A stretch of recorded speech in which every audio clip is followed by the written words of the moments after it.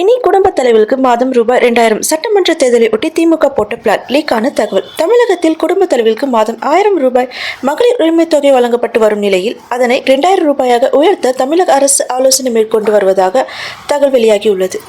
கடந்த 2021ஆம் ஆண்டு சட்டமன்ற தேர்தலில் திமுக வெற்றி பெற்ற பிறகு தேர்தல் வாக்குறுதியில் கூறப்பட்ட நலத்திட்டங்களையும் கூறப்படாத நலத்திட்டங்களையும் மக்களுக்காக செயல்பட்டு வருகிறது. அந்த வகையில் பெண்களுக்காக கலைஞர் மகளிர் உரிமை தொகை திட்டம் செயல்பட்டு வருகிறது. இந்த திட்டத்தின் மூலமாக ஏழை எளிய குடும்பத் தலைவர்களுக்கு தமிழக அரசு தற்போது மாதம் 1000 ரூபாய் வழங்கப்பட்டு வருகிறது. இந்த திட்டம் தொடரப்பட்ட பொழுது நிபந்தனைகளை வைக்கப்பட்டு அதன் பின் தகுதி உள்ள பெண்களுக்கு மாதம் 1000 ரூபாய் வழங்கப்பட்ட பின்னர் இந்த திட்டம் விரிவாக்கம் செய்யப்பட்டது. மேலும் பல குடும்பத்தினருக்கு மகளிர் உரிமை தொகை வழங்கப்பட்டு வருகிறது.